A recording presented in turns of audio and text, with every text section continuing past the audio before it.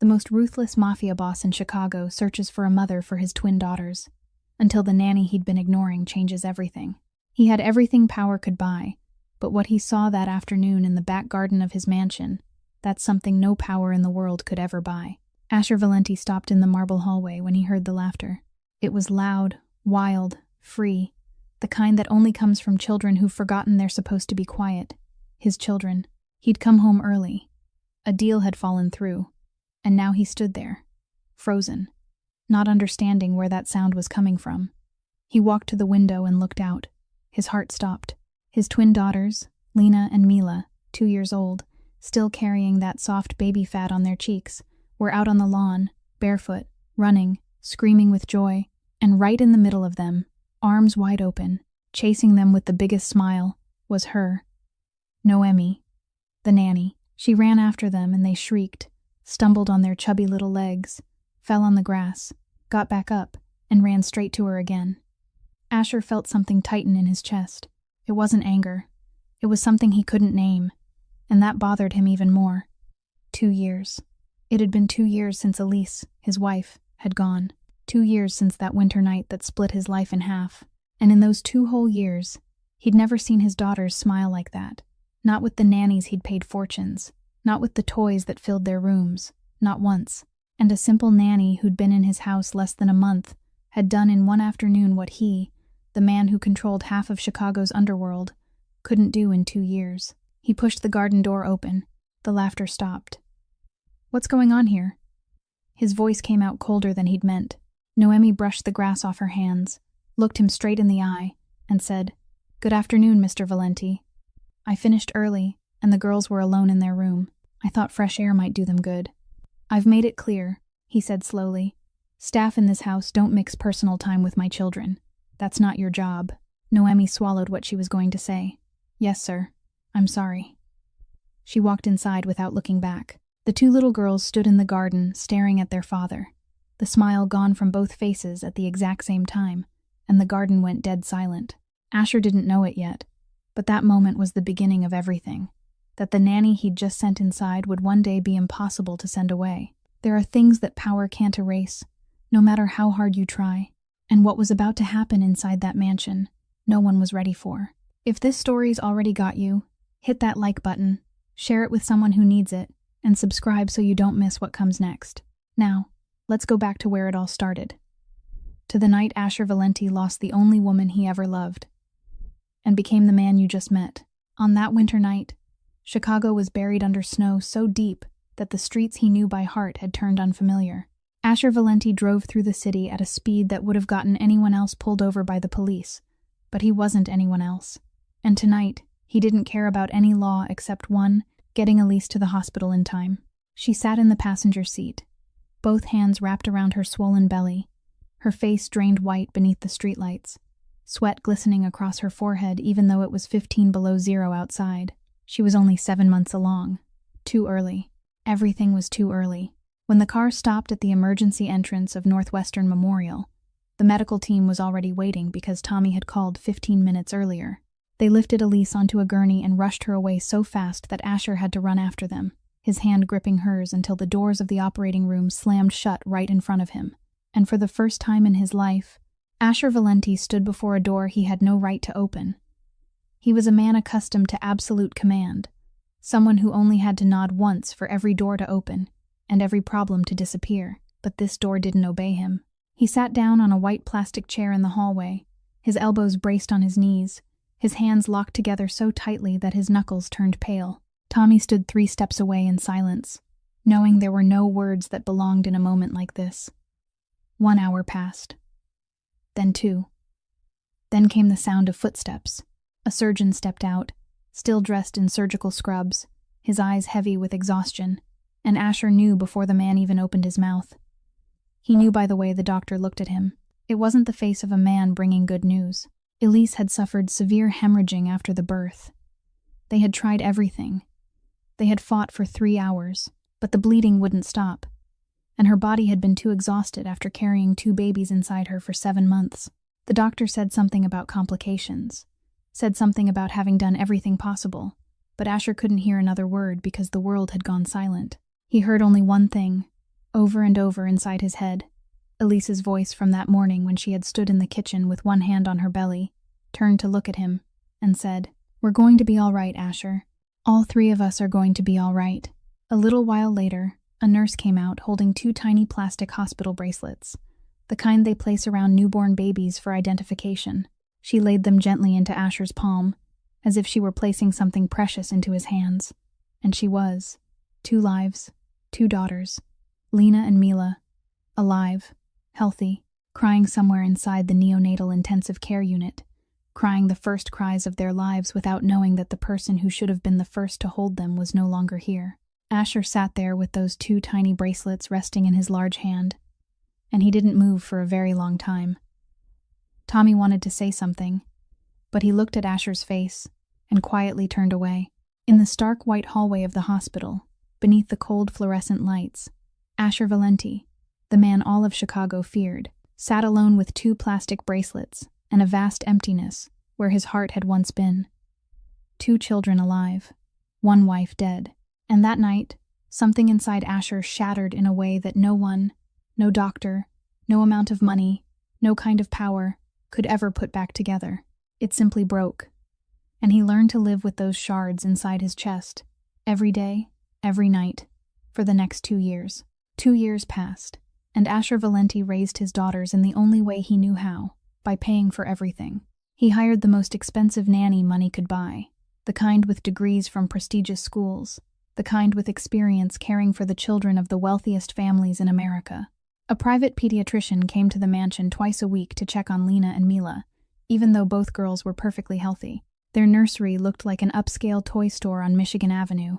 Dolls lined across the shelves, stuffed animals bigger than the children who owned them, building sets imported from Denmark, a hand-carved oak rocking horse that neither girl had ridden more than 3 times. Their closets were filled with tiny designer outfits they would wear once and then outgrow before anyone had the chance to notice. Asher spent money on everything, because spending money was what he was good at, what he could control. Unlike grief, unlike the feeling that struck him every time he looked into Lena's eyes and saw Elise looking back at him. Lena had her mother's same warm brown eyes, and even the way she tilted her head when listening to someone speak was exactly the same. And every time Asher saw it, it felt as if someone had driven a fist into his chest, and he had no way to block the blow. Mila had Elise's smile, that smile that lifted at one corner of her mouth first before blooming fully. And Asher had once loved that smile on his wife's face more than anything else in the world, but now every time he saw it on his daughter's face, all he wanted to do was turn away. It wasn't because he didn't love them. It was because loving them hurt too much. And so he began to pull away, not on purpose, not with any plan, but simply because each day he found one more reason to stay later at the office, to take one more meeting, to fly to one more city. He left home before the girls woke up and came back after they were already asleep. And that distance, which at first had only been a few hours, slowly became a few days, then entire weeks. The mansion in Lincoln Park had 12 bedrooms, 8 bodyguards on duty around the clock, security cameras covering every corner, and the most advanced alarm system money could install. It was a fortress. But that fortress lacked the one thing no security system could replace: laughter. Mrs.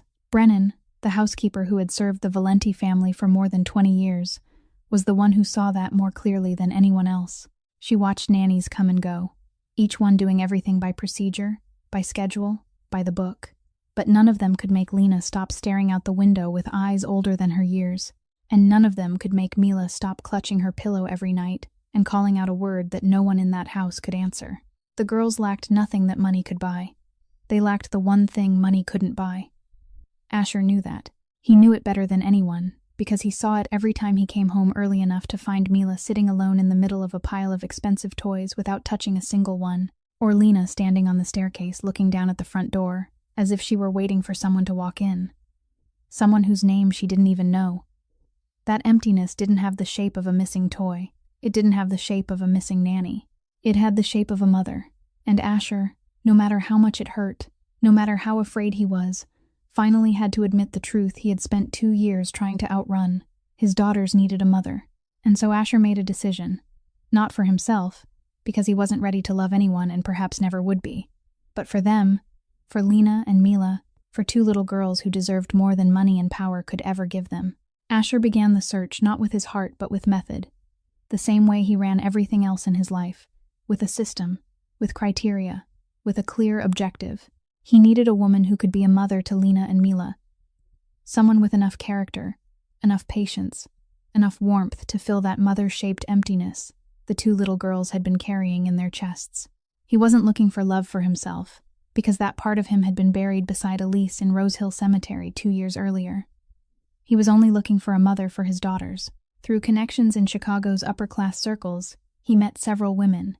The first was a beautiful, intelligent lawyer who said everything she was supposed to say over dinner, but when Asher brought her back to the mansion to meet the girls, she looked at Lena and Mila the way someone looks at decorative objects in a room, polite, but with no desire at all to touch them. The second laughed too much, asked about the girls in a voice so high it sounded false, and when Asher stepped out of the room for 2 minutes to take a phone call and came back, she was sitting on the sofa scrolling through her phone, while Mila stood right beside her leg holding up a doll that the woman never once looked down at.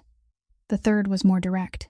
By their second meeting, she was already asking Asher about real estate, about assets, about how the Valenti empire was structured, her eyes lighting up not because of him, but because of the numbers. Asher was exhausted. After every failure, he found himself thinking of Elise, thinking of the way she had loved those children before they were even born, the way she spoke to her pregnant belly every night, sang to them, named them, loved them with a kind of love he had started to fear no one else in this world could ever repeat. He had nearly given up until Victor Hale, a longtime real estate business partner, introduced him to Katerina Sinclair. Everyone called her Kat, 32 years old, the daughter of the Sinclair family of the Gold Coast, one of the oldest old money families in Chicago. But even old money can run dry one day, and the Sinclair family had been in decline for more than a decade. Their properties sold off one by one, their reputation still intact, but not their bank accounts. Kat carried the beauty of a woman who had been taught since birth how to enter a room in a way that made every eye turn toward her, how to smile just warmly enough without seeming too close, how to speak so that every sentence landed at exactly the right moment, in exactly the right place. The first time she came to the mansion, she wore a pale cream dress, her hair loose over her shoulders, her perfume light enough not to overpower the room but deep enough for Asher to notice when she passed by him. She looked at the two girls and said in the kind of voice any father would want to hear, "They're so adorable, Asher. I love children." And she didn't only say it. In front of Asher, Kat sat down on the floor of the playroom, not caring that her expensive dress touched the carpet, played with building blocks with Lena, and laughed when Mila banged a wooden block onto the floor. When Mila ran toward her, Kat opened her arms to receive her, lifted her up, then looked at Asher over the child's shoulder with eyes that seemed to say, "You see? I care." Asher watched that scene, and for the first time in 2 years, what he felt in his chest wasn't pain. It felt like relief, like breathing out after holding his breath for far too long. He thought that at last he had found her. At last, Lena and Mila would have the person they needed. But Tommy didn't think so. That night, after Kat had gone home, Tommy stood in the hallway looking at Asher with an expression Asher knew well. It was the expression of a man who wanted to say something the other person did not want to hear. "What?" Asher asked. Tommy opened his mouth, hesitated, then only said, "Nothing. She's beautiful." Then he turned away. Tommy had followed Asher since they were both boys running the streets, loyal enough that Asher trusted Tommy more than he trusted himself. But that night, Tommy kept to himself what he had seen in Kat's eyes when she thought no one was paying attention, a flicker of coldness so brief that he wasn't even sure he hadn't imagined it. He said nothing yet. It wasn't time. But there was something Asher didn't know, something the security cameras in the mansion could have shown if he had chosen to look, and something Mrs. Brennan, the housekeeper who had lived in this home for 20 years, had recognized from the very first meeting but had not yet found the courage to say aloud. Everything changed the moment Asher walked out the door. It was a Tuesday morning. He had a meeting downtown, and Kat said she would stay behind to play with the girls, that she wanted to spend time with Lena and Mila to bond a little more. Asher kissed her forehead before leaving, and the second the door closed behind him, the smile on Kat's face vanished as quickly as if someone had flipped a switch. She stood by the window watching the black Escalade carrying Asher disappear down the road, waited another 30 seconds just to be certain, then turned on her heel and walked straight to the living room sofa. dropped onto it, pulled out her phone, and started scrolling. That was the real Kat. Not the woman who sat on the floor playing with blocks with soft eyes. Not the woman who opened her arms when Mila ran toward her. Those were the things Kat performed, and she performed them well. But performance only had value when there was an audience, and the only audience she needed to convince had just driven away. Mila appeared at the living room doorway, clutching the cloth doll she carried everywhere, taking small steps toward Kat with wide, hopeful eyes, holding up the doll because she wanted to show it to her. Kat didn't look up. "Go play in your room." Her voice was flat, not warm, not cold, simply empty, as if the child standing in front of her didn't exist at all. Mila stood there for a few more seconds, still holding the doll up, then slowly lowered it. She turned away and walked out of the room without another word. And that was the most frightening part of all. A 2-year-old child who didn't cry when she was rejected, because she was already used to being rejected. Lena was different. She didn't go near Kat. She just stood in the middle of the living room, about 10 steps from the sofa, standing still, looking at Kat with those same warm brown eyes Elise had, and waiting for anything at all. A glance, a word, some sign that the woman lying on that sofa knew she was there. But Kat never looked up once. And after a while, Lena turned away too, quiet as a tiny shadow inside a mansion far too large. 20 minutes later, there was a thud in the hallway, then crying. Mila had fallen, her knee striking the stone floor. Her cries echoed through the entire first floor, the kind of loud, panicked, pained crying that would make any normal adult jump to their feet. Kat frowned, glanced toward the hallway with the irritation of someone being disturbed, then reached over and pressed the intercom button on the table beside the sofa. The little girl fell in the hallway. Someone deal with it. Then she went back to her phone, her fingers continuing to scroll as if nothing had happened. That was Katerina Sinclair. Not the version Asher saw, but the real version. The version that only appeared when there was no one worth performing for. Kat didn't hate the girls. Hate would at least have been a kind of feeling. She simply didn't care. Lena and Mila were not human beings in her eyes. They were extras, attachments, the part that came with the package she actually wanted. The Lincoln Park mansion, the Valenti empire, the name that, once worn, would open every door the Sinclair family's old money had lost long ago. The girls were the price she had to pay, and she paid it by pretending for a few hours each week in front of Asher, then ignoring them completely whenever he wasn't there. Mrs. Brennan saw all of it. She stood in the kitchen doorway that afternoon, watching Kat stretched across the sofa, scrolling on her phone, while Mila's crying still echoed from the hallway, and she gripped the dish towel in her hand so tightly that her knuckles turned white. She wanted to tell Asher, wanted to tell him what she saw every time he left, but she had lived in the world of the Valenti family long enough to know that saying the wrong thing to the wrong person at the wrong moment could be the last thing you ever did. So she stayed silent. For now, Asher knew nothing about any of it. He only saw what Kat chose to show him, the smiles, the concern, the questions about the girls every evening over the phone, and for the moment, that was enough to let him keep believing he was doing the right thing. But someone was about to step into this house, someone Asher wouldn't notice, wouldn't remember by name, wouldn't see among the dozens of staff members coming and going every day, and that person would change everything. Noemi Reyes arrived at the Valenti mansion on a Monday morning in early September, carrying a small suitcase, a shoulder bag with worn straps, and no expectations beyond keeping this job long enough to pay her mother's hospital bill next month. She had been sent by an employment agency after the previous nanny quit just 3 weeks in, the reason written in her file as, not the right fit for the work environment, but Mrs. Brennan knew the real reason was that the nanny had been frightened by the way men in black suits carried guns through the house, as if that were the most ordinary thing in the world. Noemi was 27 years old, Mexican-American, born and raised on the south side of Chicago, where gunshots in the night were not something unusual but part of the background music of life. She didn't have a college degree, didn't have connections, didn't have family wealth, but she had something most of the women who applied for this position didn't have. She knew exactly what a dark world looked like, because she had grown up in the middle of one. Her father, Miguel Reyes, was a mechanic at a repair garage on Ashland Avenue, working 6 days a week, his hands always stained with motor oil, his back always aching from bending beneath cars for too many hours. He was a good man on 6 days of the week, but on the 7th day, the only day he had off, he went to poker tables in basements in Pilsen. And there, He became someone else entirely.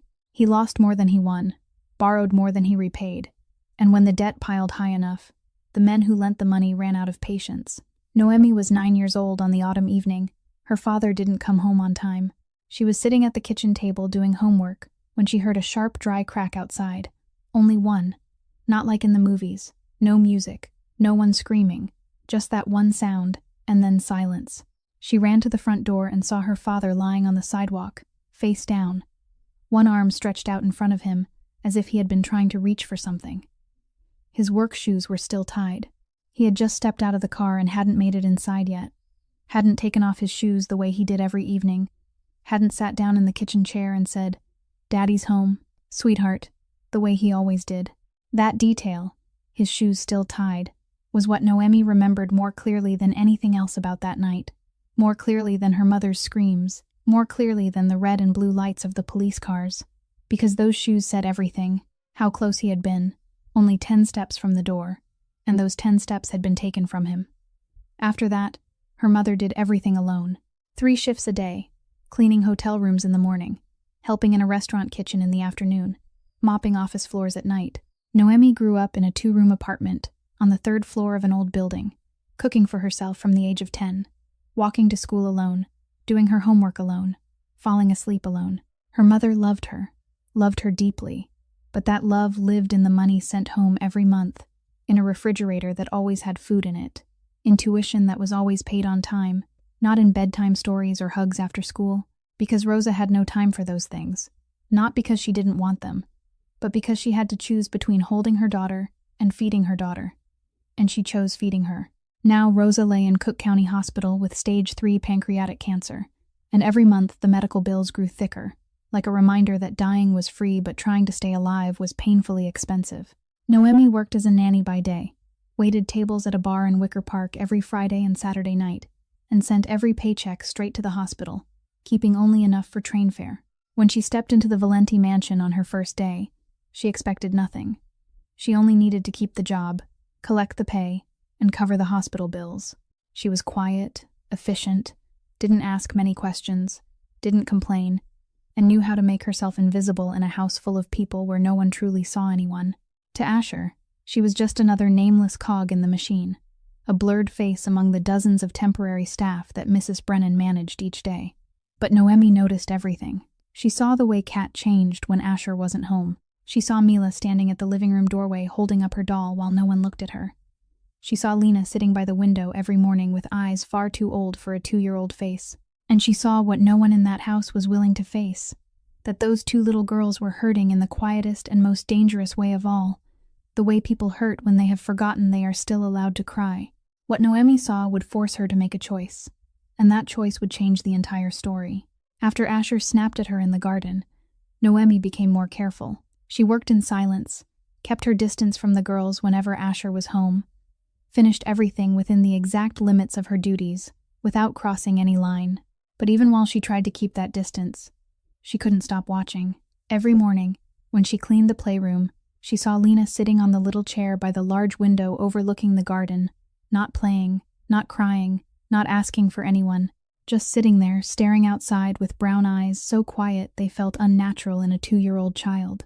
2-year-olds were supposed to run, supposed to fall, supposed to scream, supposed to slam toys onto the floor, supposed to scribble on walls, but Lena sat like a tiny old woman waiting for someone whose name she didn't know.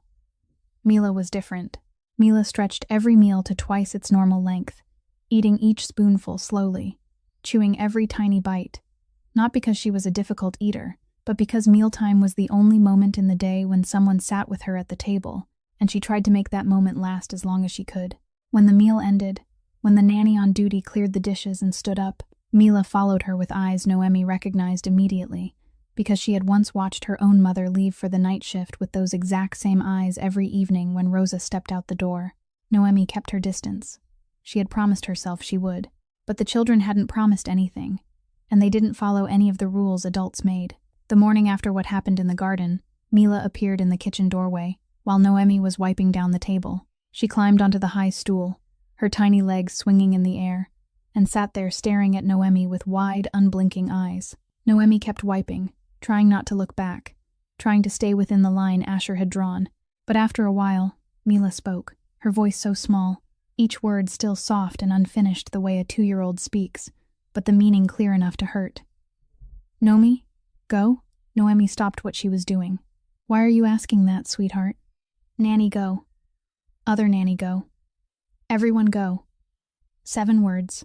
A 2-year-old who couldn't read, couldn't write, but already knew how to count the number of people who left. Noemi set the cloth down, stepped in front of Mila, and knelt so her eyes were level with the child's. "I don't know what's ahead, sweetheart, but what I can do to stay close to you, I will." Mila looked at her, not understanding every word, the way 2-year-olds understand most things, through feeling instead of language, and then she smiled. A small, slow smile, beginning at the corner of her mouth before spreading across her whole face. A smile exactly like Elise's, the smile that tore Asher apart every time he saw it, but Noemi didn't know that. She only saw a child smiling, and that smile felt more precious than anything she had ever been given. From that day on, the line Asher had drawn began to fade, not because Noemi intentionally erased it, but because the girls stepped across it on their own. Lena began to cling to her, holding onto the edge of Noemi's apron as she moved from one room to another, saying nothing, simply holding on and following as if keeping even one small piece of someone was enough not to feel alone. Mila followed her everywhere, into the kitchen when she cooked, into the laundry room when she folded clothes, sitting on the floor when she cleaned the glass doors, always close, always within sight, like a duckling that had finally chosen the person it would follow. And Noemi began telling stories, not because she had planned to, not because she wanted to replace anyone, but simply because the 2 girls looked at her with waiting eyes, and she didn't know any other way to give them what she had, so she gave them stories. She told them about their grandmother in Oaxaca, Mexico, who made tamales in a clay pot over a fire every Christmas, the smell of corn and chili drifting into every corner of the house. She told them about summer in rural Illinois, where she had once visited a friend in high school, where the fields stretched so far you couldn't see the end, and when night came, thousands of tiny lights rose out of the grass. "Firefly," Lena repeated, her small voice tilted with uncertainty, not understanding, but seeing Noemi smile when she said the word, and knowing it must be something beautiful. "It's a little bug that glows in the dark," Noemi explained, bringing her fingers together, and then opening them as if showing a tiny light, like a star that flies. Lena looked down at her own fingers, then up at Noemi, then back at her fingers again, and Noemi promised, "One day you'll see a real one." Both children listened to every word she said with wide-open eyes, as if each story were a gift they had never been given before, and in a way, that was exactly what it was. That week, Asher was away for 3 days, and in those 3 days, Noemi saw the real emptiness inside the mansion that had everything and yet lacked the only thing that truly mattered. Asher flew to Detroit on Monday afternoon, a trip that on paper was a meeting with a real estate development partner in the Harbor District, but the people closest to him all knew that real estate was only the paint on the outside, and beneath it were agreements no one ever put on paper, and no one ever mentioned under bright lights. Tommy went with him, along with 4 other men, and the Lincoln Park mansion suddenly felt far emptier. Not because people were missing.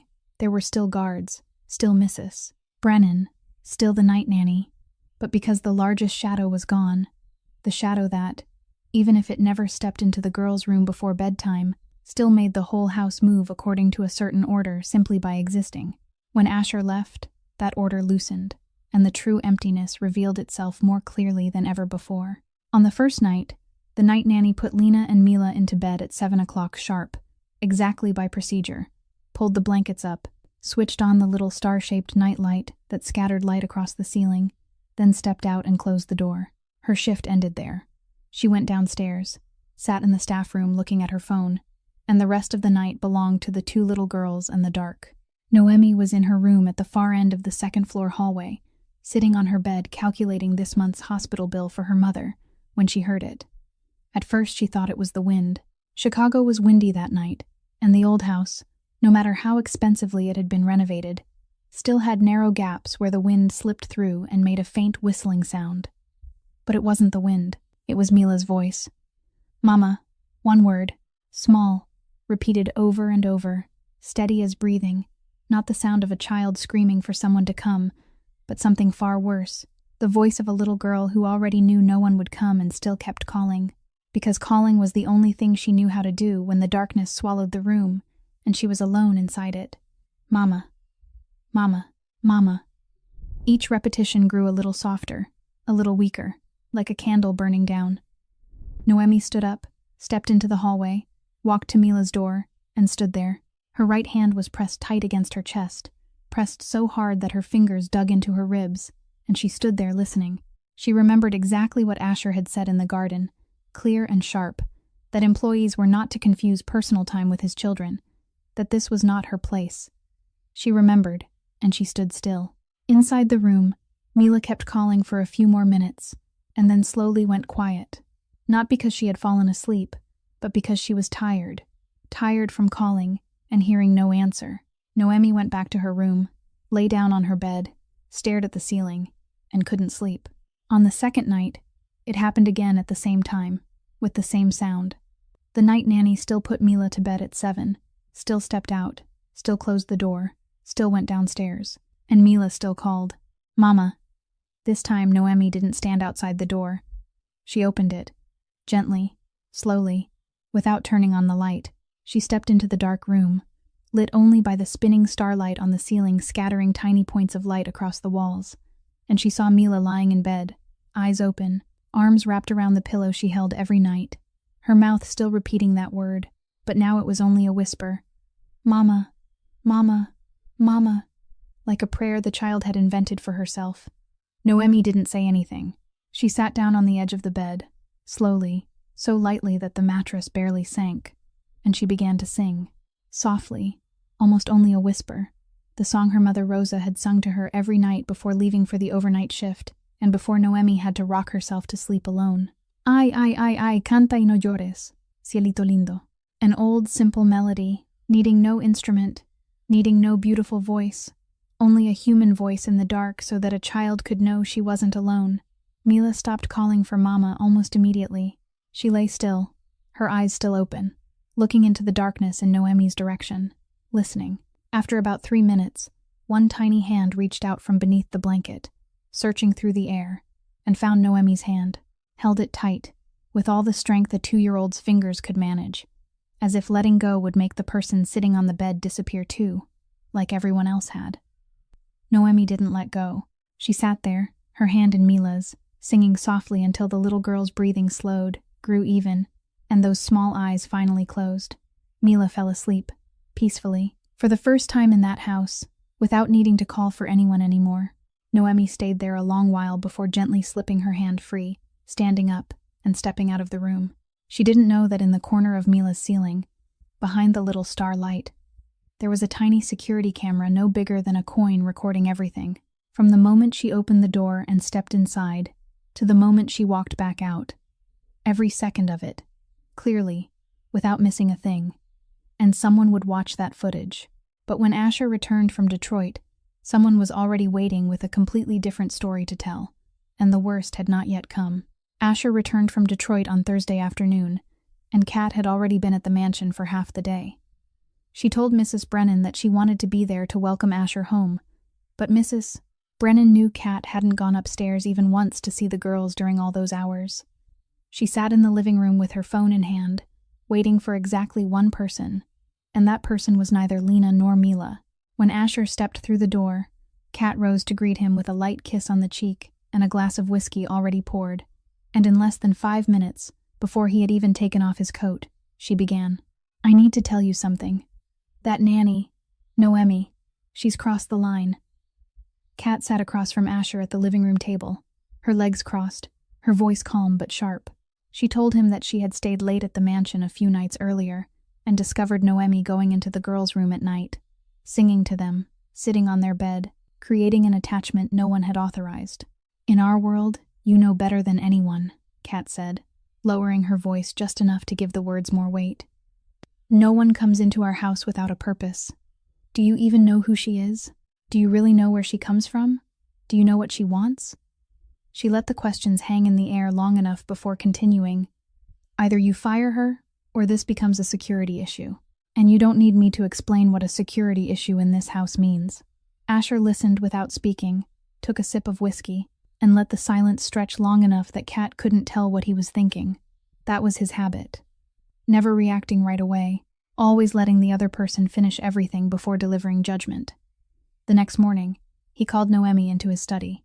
The room was at the far end of the first floor, the place every employee in the mansion knew the meaning of when they were summoned there. Dark oak-paneled walls, bookshelves reaching all the way to the ceiling, a massive mahogany desk dominating the center of the room, and behind Asher's chair hung a painting of Lake Michigan, with a safe behind it, holding things no one was allowed to ask about. This was where Asher signed million-dollar contracts, where he received the men whose names the outside world never knew, where he gave orders, and sometimes, where he pronounced judgment. Noemi walked in. She wore a simple uniform, her hair tied neatly back at the nape of her neck, her hands empty, and she stood before the desk without sitting because no one had invited her to sit. "I'll be direct," Asher began, his voice flat, his eyes never leaving her. "You were hired to care for my daughters within the limits of your daytime duties, not to go into their room at night, not to sing to them, not to create any attachment that will be difficult to undo later when you're no longer here. Is that clear?" Noemi stood still and listened until the final word. She didn't look down, didn't step back, didn't apologize. And when Asher finished speaking, she took one step forward.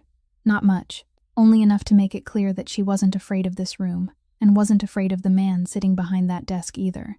"Mr. Valenti, I understand your rules, but allow me to say what I see every day in this house." Asher frowned, unaccustomed to employees answering back in this room because, in this room, people listened, nodded, and walked out.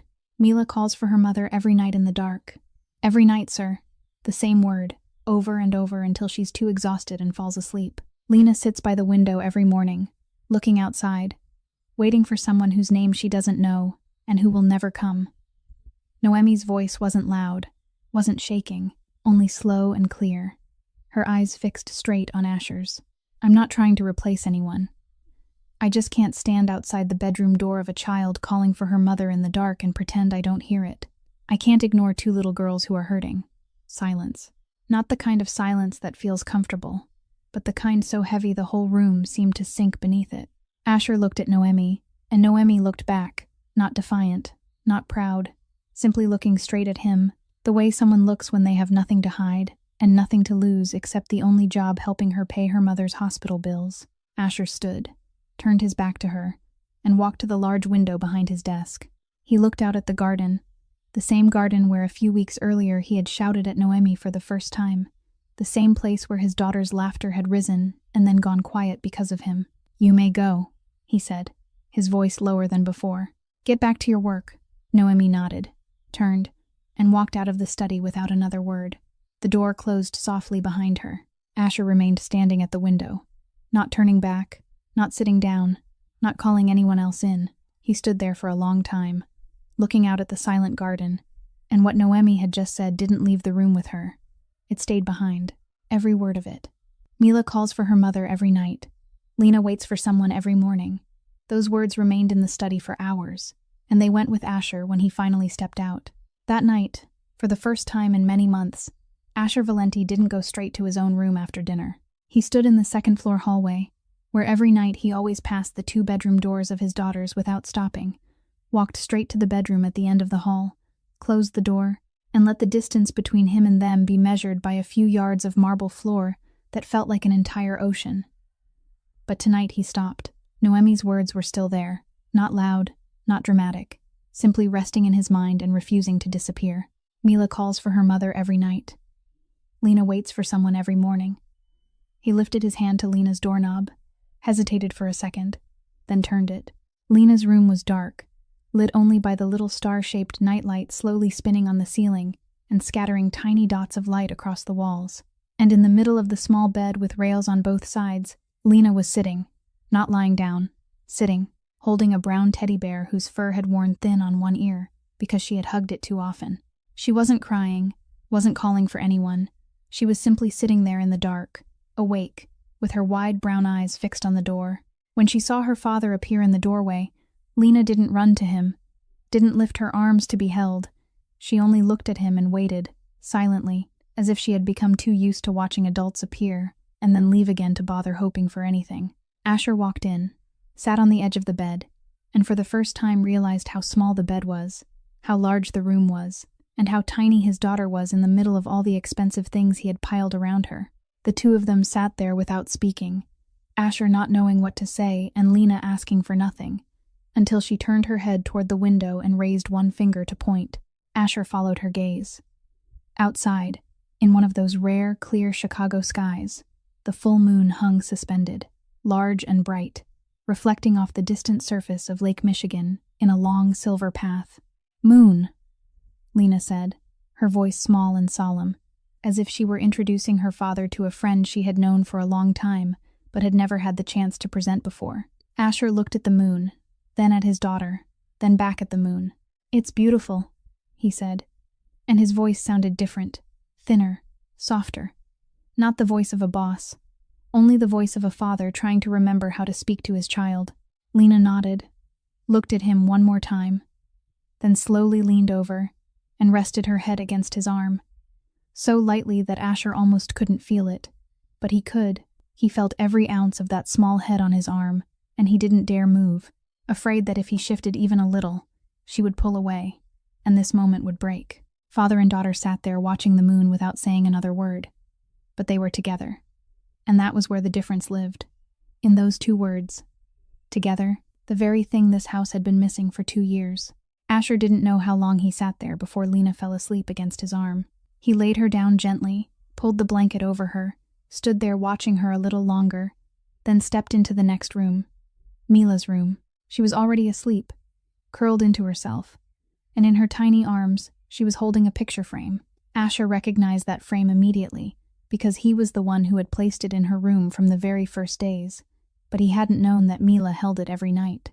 He carefully slipped the frame out of her arms, and Elise's face looked back at him. The photograph had been taken a few weeks before she gave birth, Elise smiling, her belly full and round, one hand resting on it, her eyes looking straight into the camera with the gaze of someone so happy she didn't need to say it aloud.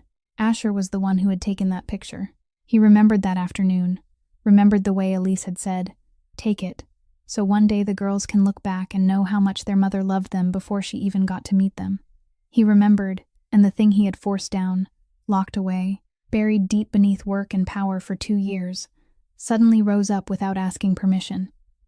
He cried, not with sound.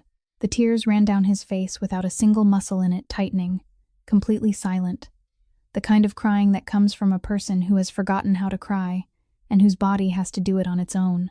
His thumb brushed gently over Elise's face in the photograph, slowly, as if he touched lightly enough, she might somehow feel it.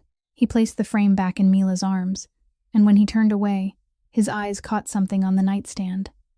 A small sheet of paper, crumpled, wedged between the bed rail and the pillow. He pulled it out. It was a drawing, if it could even be called that, a messy scribble in crayon made by a 2-year-old who still didn't know how to hold a crayon steady. But among the wild lines, there were 2 small circles side by side, and next to them was a larger figure, with long lines above the head, long hair. It needed no label. No one had to explain it. 2 little circles and 1 person with long hair. 2 daughters and a mother they had never met but had never stopped searching for. Asher stood there in Mila's room, holding that little sheet of paper, and something that had been frozen inside his chest for 2 years began to crack. Not shatter, not melt, only crack, enough for something underneath to begin seeping through.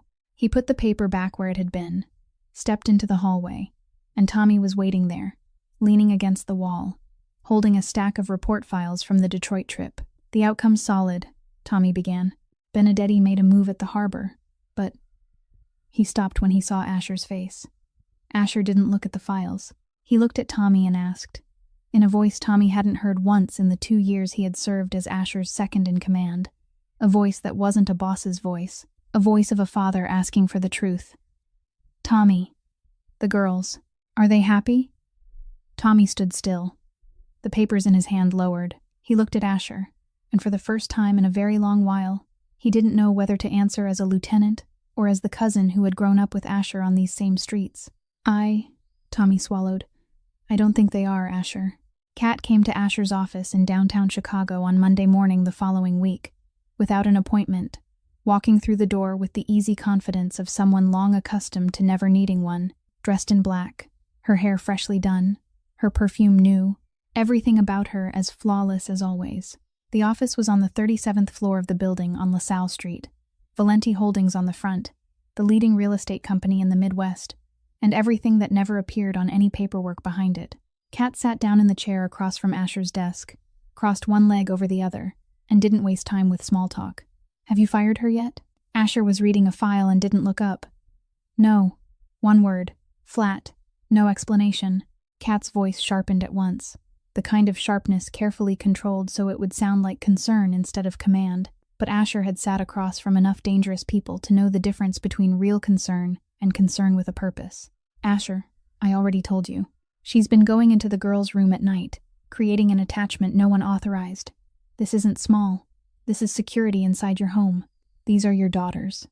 Asher set the file down. For the first time in the conversation, he looked up, straight at Kat, and asked the one thing she hadn't expected. "When was the last time you asked about my daughters?" Kat blinked, only once, quickly, but enough for Asher to see it. "I always ask about them." "When?" he asked again, his voice no louder, no sharper, only repeating the question with the cold patience of a man used to waiting for an answer until the real one arrived. "Go on. When? What day?" Silence. Kat opened her mouth, then closed it again. She couldn't remember a single time, because there hadn't been one, because every time she called Asher, her first question had been about him, about work, about weekend plans, about which restaurant he wanted to go to. Never, "How was Lena today?" Or "Did Mila sleep well?" Not once. And they both knew it. Kat stood up, no longer able to hold on to the polite smile, her face tightening, her eyes narrowing, and for the first time Asher saw what Tommy had seen from the very first night. That flicker of coldness, fast and sharp, the coldness of a person being touched in the one place she never wanted anyone to touch. "I'm only trying to protect this family," she said, her voice controlled but her jaw tense. "I hope you know how to tell the difference between someone who's here because of you and someone who's here for another reason." She turned, walked out, and closed the door behind her with just enough force for Asher to know she was angry. Not the kind of anger that comes from being hurt, but the kind that comes from losing control. Asher sat there looking at the closed door for a long time. The echo of his own question stayed in his head. "When was the last time you asked about my daughters?" And he realized that question wasn't only for Kat. It was for him, too. He couldn't remember the last time he had asked about his daughters either. Not until last night. Not until he sat on Lena's bed looking at the moon. Not until he held Mila's crumpled drawing in his hand and cried. Something inside Asher had awakened. Not loudly, not in some blazing moment of revelation.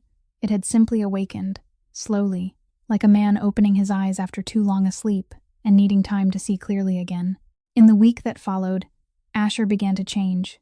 Not quickly, not perfectly. He still came home late some nights, still took calls at midnight, still left on trips without warning, but there was also a Wednesday evening when he came home at 6 instead of 10, and sat down to dinner with Lena and Mila at the big kitchen table. Mrs. Brennan had prepared a simple meal, pasta and orange juice, and Asher sat at the head of the table with one child on each side, still wearing a $3,000 suit he hadn't yet had time to change out of. Mila spilled her glass of orange juice in the second minute, the juice running across the table and down onto Asher's trousers. Lena watched her sister, then decided to throw her spoon onto the floor, breaking into delighted laughter when it clattered against the tile. Asher looked at his trousers soaked with orange juice, looked at the spoon on the floor, looked at the two small faces watching him and waiting for his reaction. And he didn't complain. Not one word. He simply sat there, in the middle of the mess, his expensive suit stained with orange juice, the spoon on the floor, pasta on Mila's face, and realized that this exact messy, chaotic, imperfect moment was the best moment he had had in 2 years. But some people enter your life to love what is beginning to grow, and some people enter it to destroy it. The hardest part is knowing which kind they are before it's too late. That Saturday afternoon, the Chicago sky was strangely clear, the kind of rare clarity that comes in late autumn, when the sun falls sideways through the rows of oak trees in front of the mansion and paints the whole garden in a wash of bronze gold. Noemi was sweeping the back porch, the broom dragging dry leaves across the wooden floor in a soft rustling sound, when she heard footsteps behind her. Asher stepped out from the kitchen door, not wearing a suit the way he usually did, only a rolled-sleeve shirt, a cup of coffee in his hand, leaning against the porch railing and looking out over the garden. She kept sweeping, without stopping, without looking up, because a rule was still a rule. She was still an employee, and he was still her employer. But Asher spoke first. "Can I ask you something?" Noemi stopped the broom and looked at him. "Why do you do it?" He lifted one hand slightly and traced a circle that seemed to include the entire house. "You don't have to. You could just do your part and go back to your room. No one would blame you. Why do you care about them this much?" Noemi stood still for a moment, the broom resting against the railing, both hands lowered at her sides, thinking about how to put into words the things she had never said to anyone in this house. "Because I know what it feels like to grow up without anyone really seeing you," she said slowly, choosing each word. "My father died when I was 9. After that, my mother worked 3 shifts a day just to keep a roof over our heads. She loved me, more than anyone in the world, but she wasn't there. Not because she didn't want to be, but because she had to choose between being with me and feeding me, and she chose feeding me. I raised myself. I cooked for myself, put myself to bed, woke myself up. No one asked me how school was that day. No one sat beside my bed at night. My mother's love was in her heart, but it didn't make it into her arms. And children don't feel love through the heart. They feel it through hands, through a voice, through someone being there." She paused. "I look at Lena and Mila, and I see myself. If back then someone had stopped for 1 second to see me, just 1 second, everything would have been different. So I stop."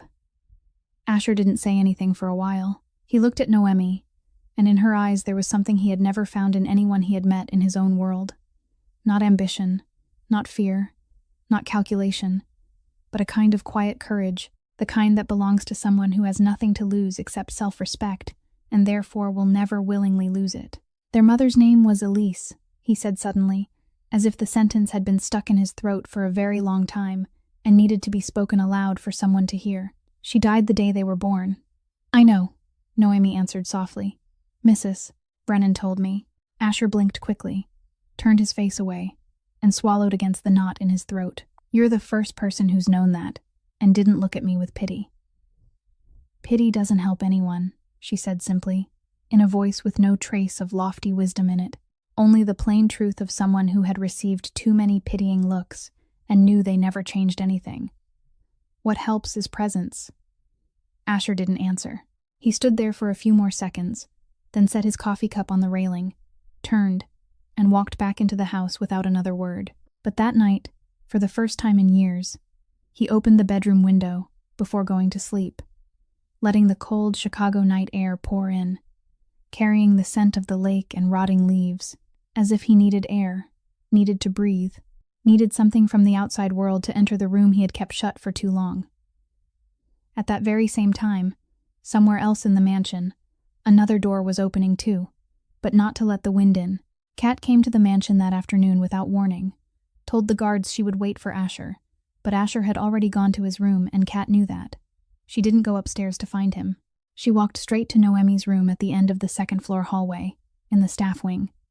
She opened the door, stepped inside, and began searching. The first drawer, clothes, nothing. The second drawer, papers. Kat took them out, laid them on the bed, and photographed each page with her phone. Identification papers, a social security card, and the thing that made her eyes light up the instant she saw it, hospital records from Cook County, in the name of Rosa Reyes, stage 3 pancreatic cancer, itemized medical bills, the amount of debt, the chemotherapy schedule. Kat photographed everything. Then she noticed that on the wall beside the bed, Noemi had written her schedule by hand on a small calendar, what she did at each hour, which shift had which person on duty, the subtle gaps in the guard patrol patterns, things she had observed and noted to ensure the girls were never left near open windows during shift changes. But in the wrong hands. That information was a security map of the entire mansion. Kat photographed that too. 20 minutes later, it was all inside her phone, and from her phone, it would go straight to Franco Benedetti. Kat put everything back where it had been, stepped out, and closed the door quietly. She didn't know that Noemi, returning from the supply closet, had stopped at the corner of the hallway and was watching from the shadows through the narrow opening of the cracked door. She had seen everything. From the moment Kat opened the drawer, to the moment she photographed the documents, to the moment she took pictures of the schedule on the wall. Noemi didn't step in, didn't shout, didn't question her. She stood still, memorizing every detail. And when Kat walked away, Noemi returned to her work in complete silence, because Noemi was a woman raised on the south side of Chicago, where you don't react before you know enough. You watch, you remember, and you wait for the right moment. The call came while Asher was driving back from a meeting on Tuesday morning. Kat's voice on the other end of the line sounded nothing like it usually did. No sweetness left, no laughter, only something cold and calculating. The voice of someone placing a piece on the board. "I had someone check your nanny's background." Asher said nothing, waiting. "She has a record, Asher. She was thrown out of her former employer's house over theft allegations, taking valuables from the family." Kat paused just long enough to let the words sink in, then continued. "And her father. Do you know who her father was? A gambler, killed over gang debt, shot right in front of his house. She grew up on the south side, in the underworld, in violence. You understand better than anyone in this world that nothing is accidental. Who can guarantee she wasn't planted in your house by someone? Who can guarantee she has any purpose other than taking care of your children?" Asher sat still in the car while Tommy drove beside him, his eyes flicking over once but asking nothing. "Where did you get that information?" Asher asked, his voice flat. "I have sources. I'm only protecting you, protecting the girls, protecting the family I'm about to become part of." Asher hung up without another word. He looked out through the car window, Chicago moving backward beyond the glass, and thought, not about what Kat had said, but about the question he himself still couldn't answer. Why Kat had such detailed information about a nanny who, on paper, was only an agency employee. He returned to the mansion and went straight to find Noemi. She was in the laundry room on the first floor, folding the girls' sheets and blankets.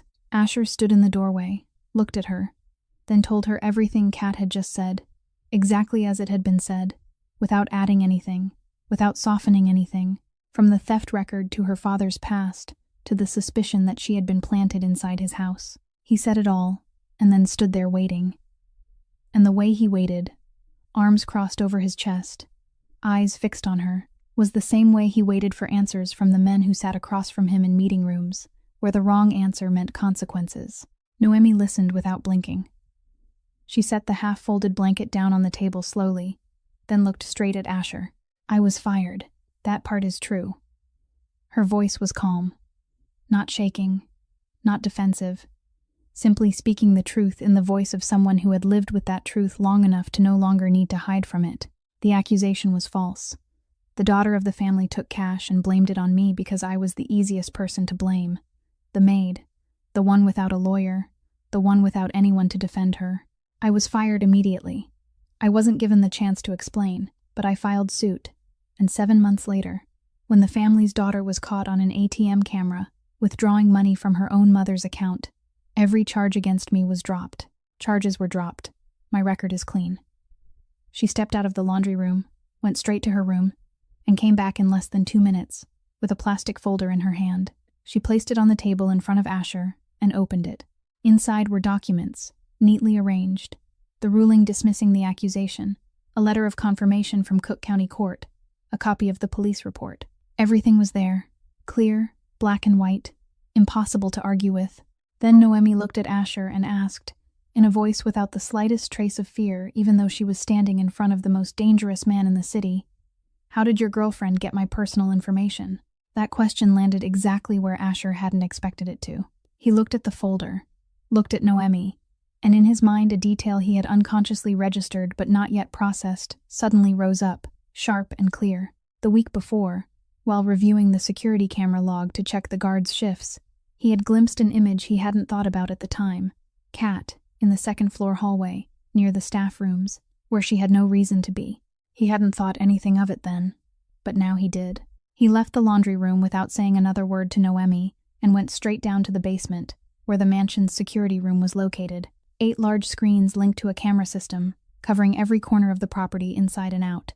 He sat down and rewound the footage from the previous week to the day Kat had come to the mansion without warning. He saw everything. Kat walking into Noemi's room, opening drawers, taking out papers, photographing each page with her phone, photographing the hospital records in Rosa Reyes's name, photographing the schedule on the wall. Everything. Clear. Every second of it. The camera missing nothing. Then Asher rewound further. Kat stepped out of Noemi's room, walked down the hallway, stopped at the corner of the staircase, took out her phone, and made a call. The camera recorded no sound, only image. But Asher watched her lips move, slowly reading the shape of each word. Most of it he couldn't make out, but there was one word, one name, that her mouth formed so clearly it couldn't be mistaken. Franco. Asher sat in front of the screen, one hand resting on the desk, and what he felt wasn't anger. Not yet. It was cold. The kind of cold he felt before making decisions other people never wanted to know about. He took out his phone and called Tommy. One sentence only, no explanation, none needed, because Tommy was the kind of man who never had to hear anything twice. Track Kat's phone. Every call, every message, every contact. Right now. Tommy didn't ask why. Done. One word. Then he hung up. The piece had turned over. And what happened next? No one in that mansion, including Asher, was ready to face. 48 hours after Asher ordered Tommy to track Kat, the results came back, and they were worse than anything he had imagined. Tommy didn't say much. He only placed a USB drive in front of Asher containing call recordings, decrypted, encrypted messages, and the history of money transfers through 3 intermediary accounts, all leading back to one name. Asher knew far too well. Franco Benedetti, the boss at the head of the rival family, the man who had spent 5 years trying and failing to push into Valenti territory at the southern harbor. Asher read everything in silence, then closed the laptop, looked at Tommy, and said, "Wait." Tommy nodded, because he understood that when Asher said wait, it meant he didn't want to move yet. He wanted to let the prey walk into the trap on its own.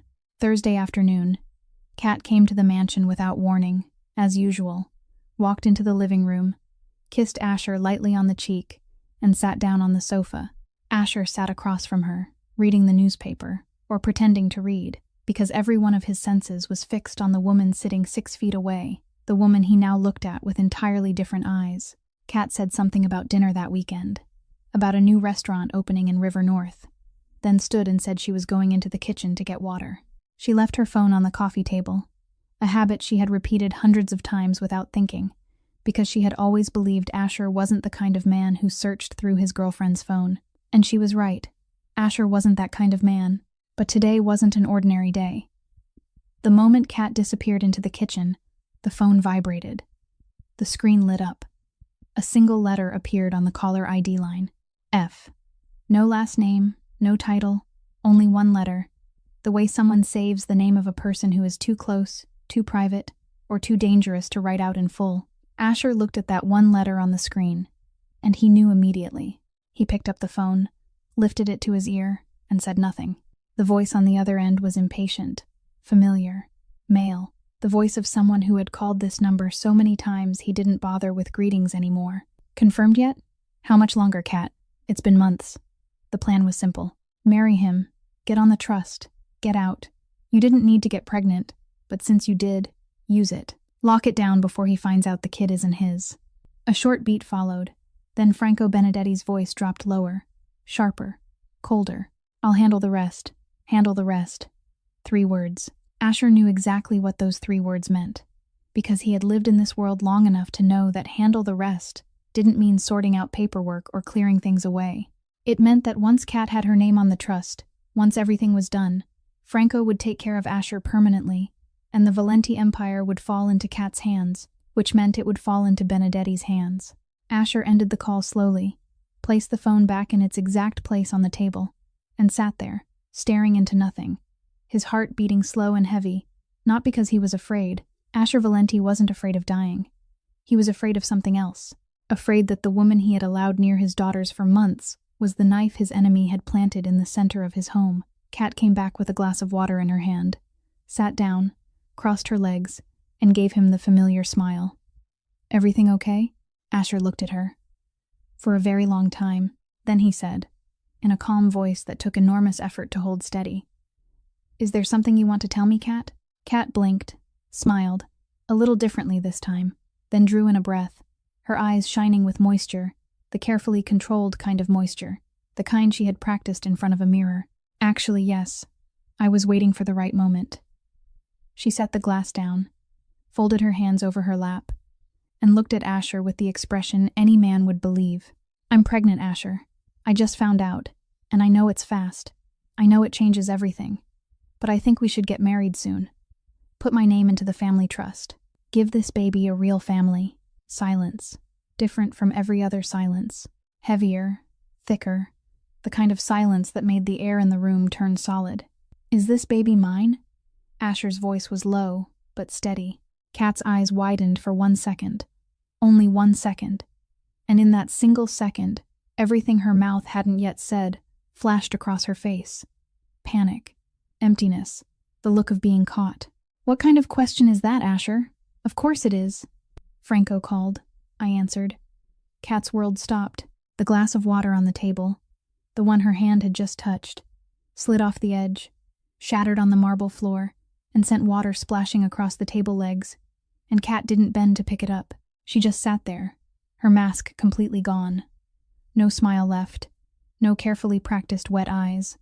Only the real face of a woman whose whole hand had just been exposed. The truth spilled out in broken pieces, twisted, ugly, stripped of all the Gold Coast elegance she always wore. Franco Benedetti was her lover, for more than 1 year, long before she ever met Asher. The plan had existed from beginning to end, to get inside Asher's life, build trust, marry him, get her name into the family trust, and when everything was in place, Franco would take care of the rest. The pregnancy had never been part of the script, but when it happened, Franco told her to use it, because a child would guarantee inheritance rights, child support, and a permanent legal bond, even if Asher was no longer alive to object. Asher didn't shout. In his world, the people who shouted were the ones who had lost control, and Asher Valenti didn't lose control. He pulled it back in, pressed it down, and turned it into something far worse than shouting, silence with weight. He sat across from Kat, the woman who 30 minutes earlier had still been smiling at him with those carefully practiced wet eyes, and who was now curled into herself on the sofa, among the shards of broken glass on the floor, every mask gone, leaving only a face he had never truly seen before, the real face, smaller, uglier, more frightened than anything her Gold Coast beauty had ever suggested. "You pretended to love my daughters for months." Asher's voice was low, almost a whisper, and that was exactly what made it more terrifying than any scream. 2-year-olds, who lost their mother, who had nobody, and they believed you, Kat. When you sat on that floor and played with them, when you opened your arms and Mila ran to you, they believed every second of it. He stopped, and that pause carried more weight than words ever could. "And you sent my security layout to Benedetti. You photographed the schedules, the shift changes, the exact timing of my perimeter sweeps. You put my girls in the crosshairs of a man who would use them as leverage without blinking. My daughters, Kat, my girls." Kat opened her mouth, and for the first time since she had entered Asher's life, there was no script waiting to save her in this moment. "I never wanted anyone to get hurt," she said, her voice trembling, the last defense of a person who had run out of ammunition. Asher looked at her for a long time, and when he spoke, every word landed with the clarity of a sentence being passed. "That's not wanting to hurt. That's choosing to hurt, every single time you had a chance to stop and didn't." Kat had no answer for that. No smile could save her. No tears could suddenly become real enough. Not one word in the world could put anything back where it belonged. Asher took out his phone, pressed a single button, and Tommy stepped into the living room less than 15 seconds later, as if he had been standing just outside the door the whole time, and the truth was that he had. "Take her," Asher said, not looking at Kat anymore. "Keep her at the safe house up north. She knows too much about the inside of this house to let her walk before I finish dealing with Benedetti." Tommy nodded and moved to Kat's side. Not rough, but not polite either, only placing a hand on her elbow and guiding her up just enough for her to understand that this wasn't an invitation. Kat rose to her feet, stepping over the broken glass on the floor, passing Asher without looking at him, moving through the hallway, through the front door, through the garden, and through the iron gates, the same gates she had entered months earlier with a flawless smile and a perfect plan. No more smile, no more plan, only the sound of the gates closing behind her, heavy and final. 48 hours later, Asher sat across from Franco Benedetti in an abandoned warehouse on the south side, less than 6 blocks from where Noemi's father had been shot, though Asher didn't know that detail. Franco had been brought there by 4 of Tommy's men, seated in a wooden chair with his hands unbound, because Asher didn't need to tie anyone up to make them understand the situation. His presence in that room, with Tommy standing behind him and 4 more men at the corners, was enough. Asher didn't waste words. He didn't explain, didn't interrogate, didn't give Franco a chance to justify anything. He said only one sentence, in a voice that Franco, a man who had lived in this world for 45 years, immediately recognized not as a threat but as a declaration. "You sent someone into my home. You put my daughters at risk. The Benedetti name is done." No one knew exactly what happened inside that warehouse after Asher said those words, because what happens in rooms like that is never told afterward. But what all of Chicago knew was that within 1 week, the Benedetti empire collapsed. Businesses were shut down, accounts were frozen, allies turned their backs, and Franco Benedetti vanished from Chicago as if he had never existed there at all. No one heard from him again. That night, Asher returned to the mansion late. He sat alone in the grand living room, the same room where only hours earlier Kat had been sitting with a glass of water and that familiar smile, and now the only thing left was the dried stain of water on the marble floor where the glass had shattered. He looked at that empty space, and this time the emptiness didn't last long. The sound of footsteps on the staircase, small, uneven, 2 pairs of feet, out of rhythm, the kind of running children do when they have only recently learned to walk steadily and still wobble as they move. Lena and Mila appeared at the foot of the stairs in their pajamas, hair mussed, eyes half narrowed because the living room lights were brighter than the light in their bedroom. "Daddy," Mila called in a sleepy voice, running toward him, unsteady, nearly falling on the last step but catching herself.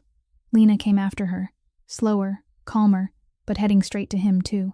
Asher opened his arms, and the 2 girls ran into him, Mila from the right, Lena from the left, and he held them with a strength he hadn't used in 2 years, not squeezing, only holding tightly enough for all 3 of them to know that this moment was real. Lena and Mila held him back, their tiny arms wrapped around his neck, around his shoulders, their faces pressed into his chest, not understanding what had happened but sensing that they needed to be here, and for the first time in a very long time, that was the truth. But the story didn't end there. There was still one person who needed to hear what Asher had to say. The next morning, Noemi was already in the kitchen before the sun had fully risen, making coffee, preparing breakfast for the girls, just like every other day, knowing nothing about what had happened the night before, about the shattered glass, about the mask that had fallen, about the gates closing behind Kat, about the warehouse on the south side. To Noemi, it was only an ordinary morning, until Asher appeared in the kitchen doorway. She was surprised, because in all the time she had worked here, Asher had never once come down to the kitchen before 8 in the morning, and now it was only a little past 6. He stood in the doorway, not wearing a suit, not wearing a watch, only a t-shirt and trousers, looking like a man who had been awake all night, but not because of work. "Good morning," Noemi said. "Morning." Asher remained there for a moment longer, as if searching for the right way to begin something he wasn't used to doing. Then he spoke. "Noemi, I owe you an apology." She stopped what she was doing and turned to look at him. "For believing slander about you without checking it first. For yelling at you in the garden when you were doing the right thing. For calling you into my study and speaking to you as if you were a threat, when you were the only person in this house who truly saw my daughters." He stopped, swallowing something in his throat. "You saw my daughters when I couldn't. And I'm sorry I was blind enough that I needed you to say it straight to my face before I opened my eyes." Noemi was silent for a moment, because she had never expected to hear those words from Asher Valenti, the man the whole city knew never apologized to anyone. Then she answered with the kind of simplicity that belonged only to her. "They're easy to see, Asher. They're wonderful kids." And for the first time, she called him by his name. Not Mr. Valenti, not Sir, only Asher. Naturally, as if that name had been waiting on her tongue for a very long time and today had simply slipped free on its own. Asher noticed it immediately. "Call me that," he said. Noemi smiled. A small, simple smile. Not calculated, not meant to please, not meant to gain anything. Only a smile because she wanted to smile, and Asher looked at it and thought it was the most beautiful thing he had seen in a very long time. In the months that followed, Asher changed. But not in the way people change in films. Not the kind where a man wakes up one morning and becomes someone else. He changed slowly, awkwardly, sometimes taking 2 steps forward and 1 step back. There were nights when the grief for Elise came back so fiercely that he lay staring at the bedroom ceiling for hours, one hand gripping the pillow beside him that no one had slept on for 2 years, his breathing heavy like a drowning man. There were days when he stood in front of Lena and Mila, wanting to hold them, wanting to say something, but his body went stiff, not knowing where to place his hands, not knowing where to begin, and he stood there like a man who knew how to swim but had forgotten the moment he fell into the water. But there were other days too. There was an afternoon when he came home early and found Noemi in the kitchen with Lena and Mila, the 3 of them kneading dough together, flour all over the table, in Mila's hair, on Lena's nose, across Noemi's apron, and the kitchen looking more like a battlefield than a place to cook. But all 3 of them were laughing, and Asher stood in the doorway without stepping inside, simply standing there listening to their laughter, because that laughter was worth more than any deal he had ever signed. There was an evening when Lena tugged him by the hand into the garden, led him to the base of the great oak tree, pointed at a broken branch lying on the ground, and looked at him with such solemn eyes as if it were the greatest treasure in the world. And Asher knelt down, picked up the branch, pretended to examine it carefully, and said, "It's beautiful." And Lena's face lit up with joy, and he realized that was all she had needed.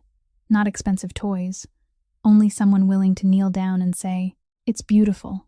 There was an evening when Mila fell asleep in Noemi's lap on the living room sofa, and Lena fell asleep in Asher's lap at the other end of the sofa, and the 2 adults looked at each other over the small sleeping heads without saying anything, but understanding everything, understanding that this moment was something both of them had been missing their entire lives without ever knowing its name. Asher began speaking more with Noemi, not as an employer to an employee, but as 2 adults who respected one another. She told him about her mother in the hospital, about the bills, about the dream of studying nursing that she had folded away into a drawer long ago. He told her about Elise, about the grief, about the fear that he was ruining everything with his daughters. "You're not failing," Noemi told him one evening when the 2 of them were sitting on the back porch after dinner. "You're trying. That's different." "How do you know the difference?" "Because people who are actually failing don't stay awake at night worrying about whether they're failing." Then came a night in July. The girls were asleep, the house was quiet, and outside the windows Chicago glittered with lights reflected across the surface of Lake Michigan. Noemi was folding laundry in the living room before going back to her room when Asher walked over to her. "I'm going to tell you something, and don't run away." She smiled without looking at him. "Depends what it is. I think I'm in love with you." Silence. Noemi stopped folding, her back still turned toward him. "Asher, I'm the nanny. You're the man this whole city is afraid of." "I'm a father," he said. "That's what I am. And my daughters love you. And you taught me that love doesn't have an address or a price tag." Noemi turned around, her eyes shining beneath the warm yellow light of the living room. "If I say I feel the same way, my whole life changes." "Yeah," he said. "Ours does." And then her hand found his, without hesitation, without trembling, her small hand fitting inside his larger one, and the 2 of them stood there in the quiet living room, not kissing, not embracing, only holding hands, and that was enough. That was everything. That was the beginning. 1 year later, on a late June afternoon, when Chicago had just entered summer, and the sunlight stretched all the way to 8 o'clock in the evening, the wedding took place in the garden behind the mansion, in the very place where everything had begun, on the same grass where Lena and Mila had once run barefoot and laughed with Noemi for the first time, in the same place where Asher had stood behind the glass doors and felt something tighten in his chest that he hadn't known how to name. Now he knew its name. The wedding was simple. Not the kind of simple wealthy people call simple while spending $1 million, but truly simple.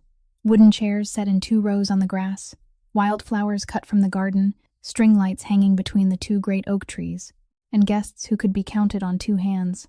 Tommy standing beside Asher, Mrs. Brennan sitting in the front row with eyes already red before the ceremony even began, a few of the people closest to them, and no one else, because Asher didn't need the world to witness it. He only needed the people who mattered most to be there. Beside Mrs. Brennan sat Rosa, Noemi's mother, her face glowing with a health that seemed impossible a year ago, a testament to the specialized care Asher's resources had provided. Lena and Mila wore tiny white dresses, their hair neatly braided by Mrs. Brennan with thin ribbons, and they walked ahead of Noemi down the flower-strewn path, Mila carrying the basket of petals and forgetting entirely that she was supposed to scatter them, holding the basket tight and simply walking forward, while Lena took each step slowly and solemnly, as if she understood that today was important. The two girls stayed quiet throughout the ceremony. No fussing, no crying, no running, standing beside their father with the strange stillness of 3-year-olds, the kind of stillness that doesn't come from being told to behave, but from instinctively feeling that this moment needed to be protected. Noemi reached the end of the aisle in a simple white dress, not the kind of expensive bridal gown covered in lace and stones, only soft fabric falling to her ankles, her hair loose over her shoulders, and in her hands was a small bouquet that Lena had chosen that morning in the garden. 4 flowers in all. One for Daddy, one for Nomi, one for Lena, one for Mila, she had explained in the most serious 3-year-old voice in the world. When Noemi stopped in front of Asher, he looked at her, and for the first time Tommy saw Asher's eyes fill with tears in front of another person, without turning away. The vows were short, not elaborate, not written by someone else. Only words the two of them spoke to each other themselves. Then when it was done, when the soft applause from the small group of guests faded into silence, Asher rested his forehead against Noemi's, closed his eyes, and whispered low enough that only she could hear. I spent years looking for a mother for them, searched everywhere, and she was here the whole time. Noemi lifted her eyes to his, light shimmering in them. You just had to stop seeing with power and start seeing with your heart. He laughed then, a real laugh from deep in his chest, the kind Tommy would later say he hadn't heard from Asher since before Elise died, and he nodded. That night, after the girls had fallen deeply asleep, after the small celebration, after the guests had gone home, after the garden was left with only the string lights and the sound of crickets, Asher and Noemi sat together on the porch, the same porch where months earlier she had told him that pity didn't help anyone, and presence was the only thing that mattered. They said nothing. They simply sat there, hand in hand, looking out over the garden where everything had begun. There was nothing magical in this story. No enchantment, no miracle, no moment when the sky split open and light poured down. There was only a man who finally learned how to see, and a woman who never stopped caring, even when no one paid her $1 extra for it, and 2 little girls who finally had the mother they had always deserved to have. And if anyone asked who changed the fate of that family, the answer lived in the photograph hanging on the wall of the mansion's living room. Noemi wearing an apron, sitting in the middle of the garden lawn, Lena in her lap on the left, Mila in her lap on the right, all 3 of them laughing the kind of laugh that only exists where real love lives, not performed, not faked, not something money can buy. In a world where everyone wears a mask, real love is the most dangerous thing and also the most precious.